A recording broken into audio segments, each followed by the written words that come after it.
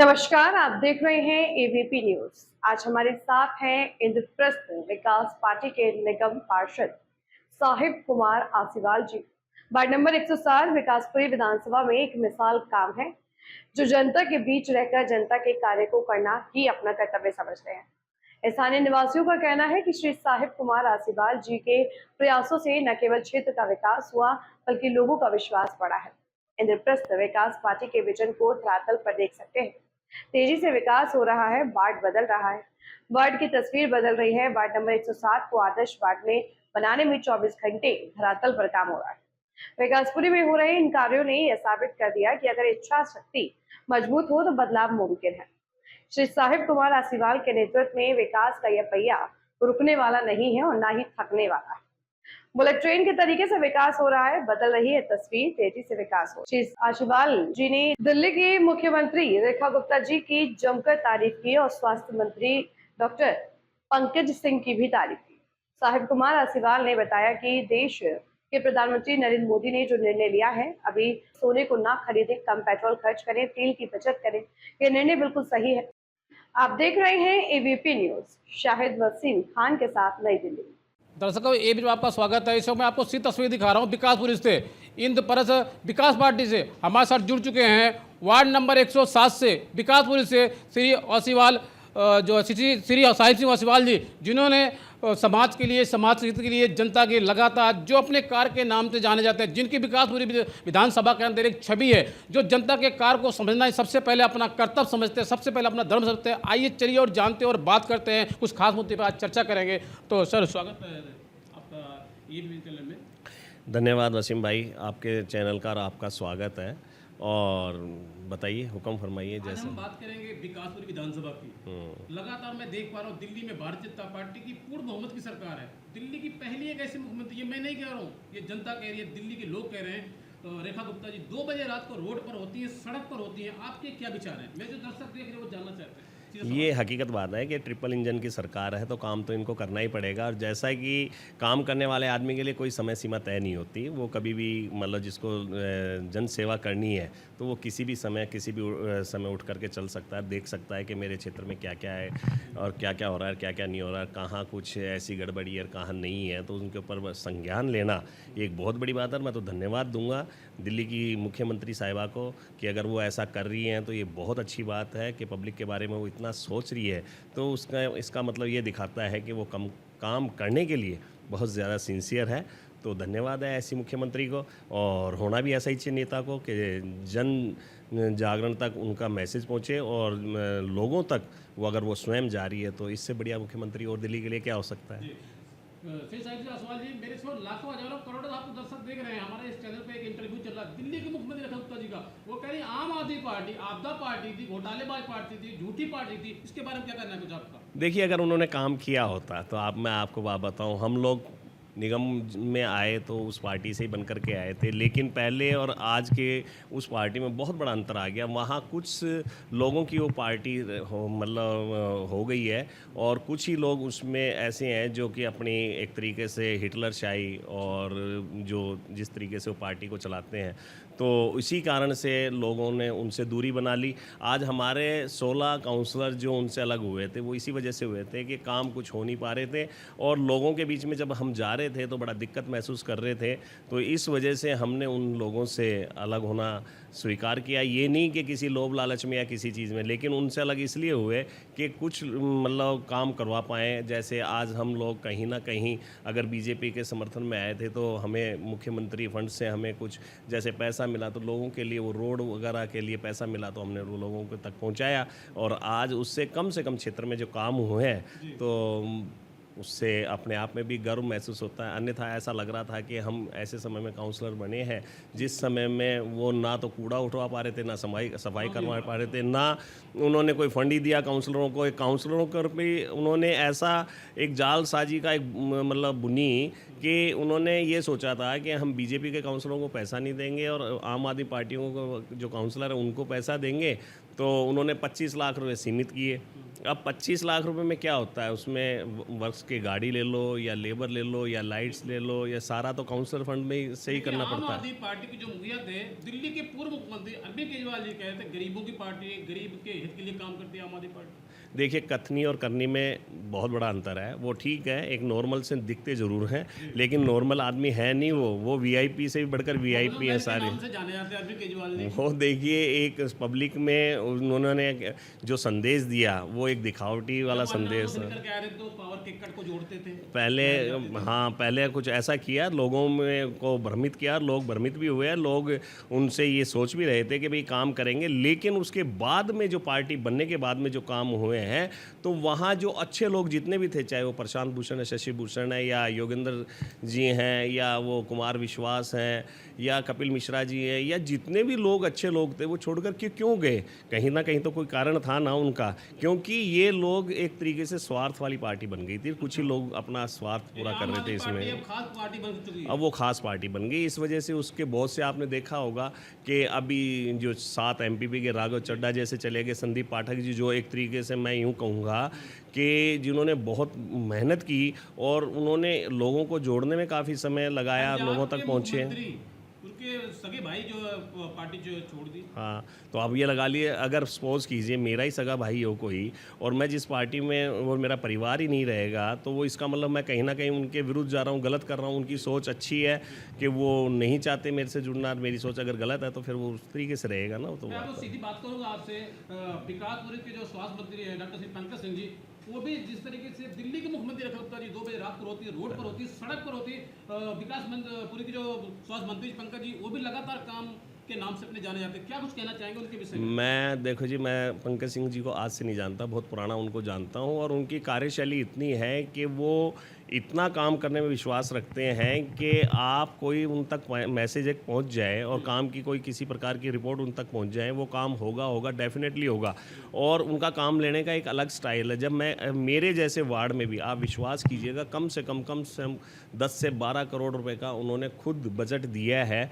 तो अब ये लगा लीजिए कि कितना बड़ा उनका मतलब योगदान है इस विधानसभा को मतलब अच्छी करने में। एक वार्ड को अगर 10-12 को दिए तो 6 वार्ड में कितना पैसा लगाएंगे, और हर तरीके से वो सक्षम है काम करने में। और ऐसा मतलब मैं यूँ कहूँगा, मैं तो प्रशासन पे भी उनकी इतनी मजबूत पकड़ है, क्योंकि उनके फादर साहब भी जो असिस्टेंट कमिश्नर रह चुके हैं इस एरिया के, उन्होंने काम की जो शैली सीखी है अपने परिवार से सीखी है, और परिवार बड़ा डेडिकेटेड था समाज सेवा में। तभी तो उनके दादाजी के नाम से कुंवर सिंह नगर जो है आज वार्ड का नाम, वो भी उनके 19 से है। तो वो एक सेवा भावना वाला परिवार है और सेवा करने में विश्वास रखते हैं, और लोगों के लिए उनका बनना बड़ा सुखद है, और लोग बड़ा ही अच्छा मतलब अनुभव महसूस कर रहे हैं।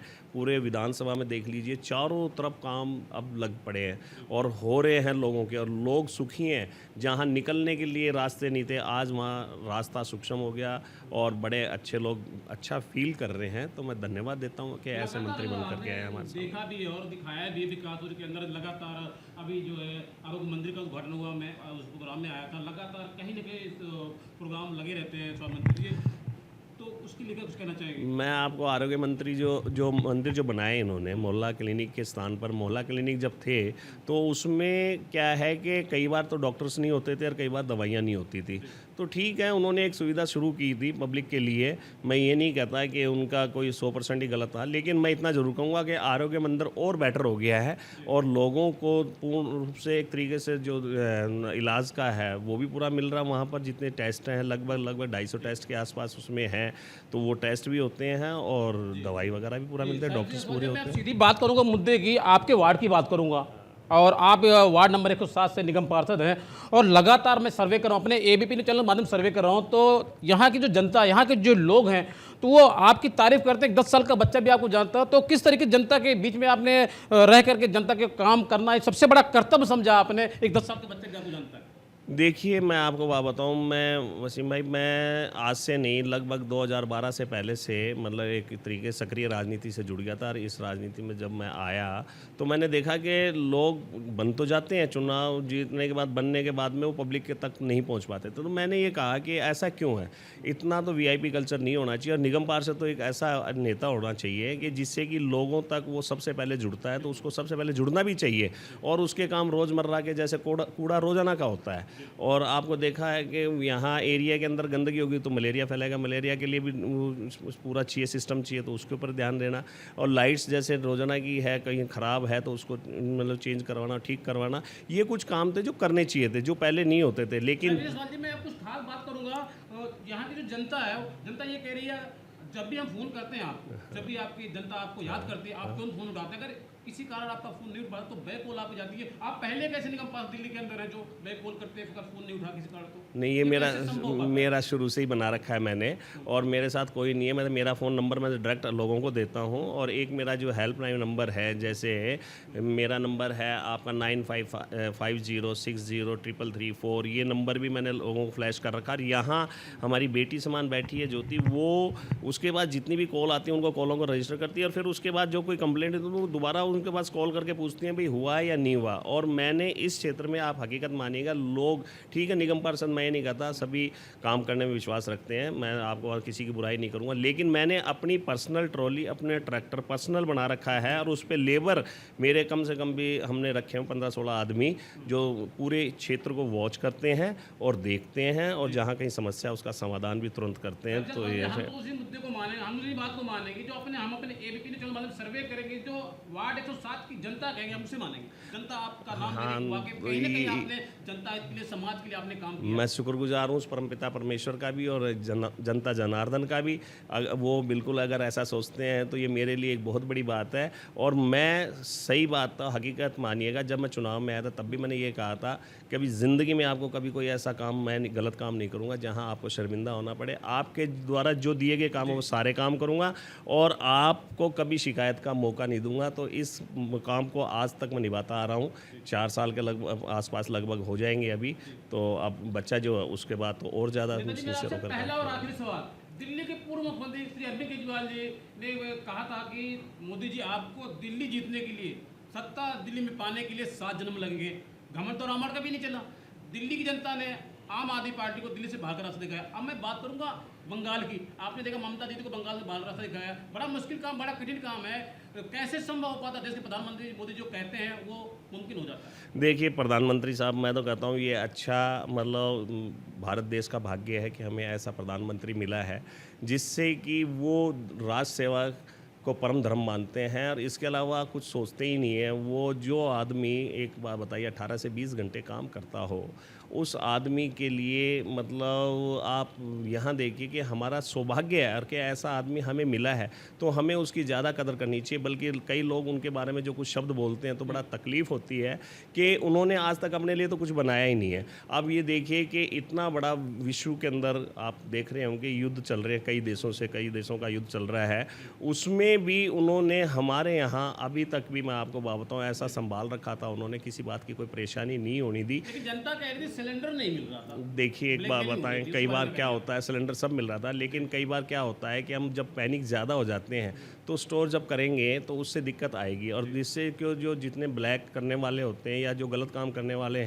होते हैं उन्होंने उस चीज़ को गलत तरीके से वो ले लेते हैं और वो स्टोर करना शुरू कर देते हैं। तो हमें पैनिक नहीं बनाना, हमें बिल्कुल शांत रहना है, और अच्छे तरीके से हमारे प्रधानमंत्री जी हमारा काम कर रहे हैं, हमारी सेवा कर रहे हैं, हमारे लिए हैं, वो हमारे बारे में ही सोचते हैं, तो उनकी बात पर विश्वास करना चाहिए। बंगाल में जो वादा किया गया भारतीय जनता पार्टी की तरफ से, बहुत सारे वादे किए गए, बहुत सारी घोषणाएं की गई।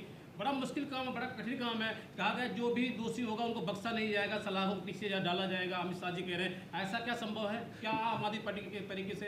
देखिए वैसे तो गुनहगार को तो गुनहगार की सज़ा मिलनी चाहिए, गुनाह की तो सज़ा मिलनी चाहिए ना, क्योंकि देखिए एक बात बताऊँ, ऐसा तो नहीं चलेगा ना कि देश में रह कर के आप दूसरे बड़े बड़े नेताओं के साथ ईडी पहुंच चुकी है। ये तो बहुत अच्छी बात है। मैं कहता हूँ क्यों नहीं पहुँचनी भी चाहिए, क्योंकि जिन्होंने गलत काम किया तो उनको जिन्होंने किया उनको तो डर तो होगा ही होगा, और उनका वाजिब है डरना कि अगर गलत किया है तो, और गलत नहीं किया है तो उनको डरने की भी कोई ज़रूरत नहीं है। तो मैं तो यही कहूँगा कि देश के प्रधानमंत्री का शुक्रगुजार है हम लोग, जो आज आप ये देखिए बंगाल जैसे राज्य में 9 डिस्ट्रिक्ट ऐसे थे जहाँ पर कि हमारे देश का कानून मानने में लोग बड़ा ऐतराज़ करते थे। तो आप ये देखिए एक देश जो हमारा भिन्न संस्कृतियों से बना हुआ एक माला के मोतियों की तरह हम सब हैं। तो हम सब इस देश के नागरिक हैं, तो उन देश के नागरिकों के लिए हमारा सब कुछ है ना। ये तो है नहीं कि विदेशियों के लिए है, और विदेशी हम अपने स्वार्थ के लिए ला करके यहाँ बसाते हैं, तो वो तो हमारे ही तो लोगों का हक खाएंगे ना। वो अपने देश में रह करके क्यों नहीं कर सकते ऐसा काम। तो मैं तो सदैव इन जो हमारे प्रधानमंत्री इनका ऋणी रहूँगा और धन्यवाद देता हूँ कि ऐसे प्रधानमंत्री को, कि कम से कम इन्होंने देश सेवा में अपना सब कुछ न्यौछावर कर रखा है। और इनके मंत्रिमंडल के जितने भी सदस्य हैं,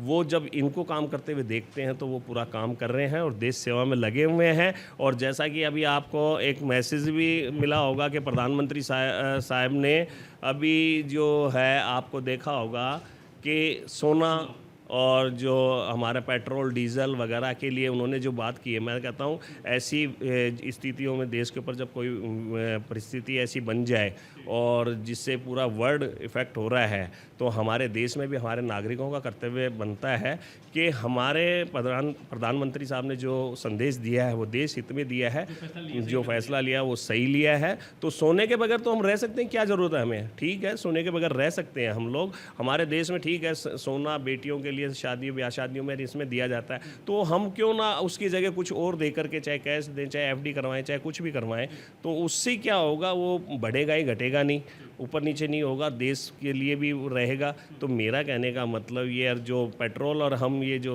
यूज़ करते डीजल, देश के प्रधानमंत्री नरेंद्र मोदी जो कह रहे हैं वो सही कह रहे हैं, बहुत बढ़िया कह रहे हैं। उनका जो फैसला है हम उनके साथ हैं, और लोगों को भी मैंने और अपनी तरफ से भी पहले भी फेसबुक के माध्यम से मैसेज दिया था कि हमारे प्रधानमंत्री साहब के साथ आप जुड़ें और उनके विचारों को मतलब ध्यान में रखते हुए, और हमें जो उन्होंने संदेश दिया है उस संदेश को हम सभी फॉलो करें। 140 करोड़ जो यहाँ लोग हैं वो सभी उस संदेश को फॉलो करें, क्योंकि देश की ऐसी स्थिति आ गई है जिसमें कि हमें देश के साथ खड़ा होना ज़्यादा ज़रूरी है और अच्छा भी है।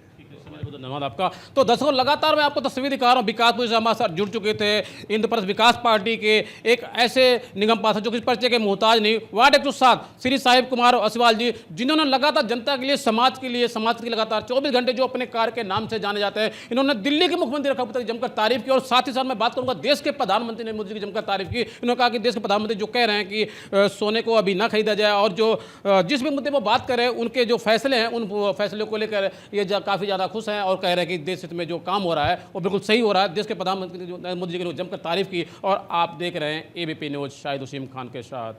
नमस्कार।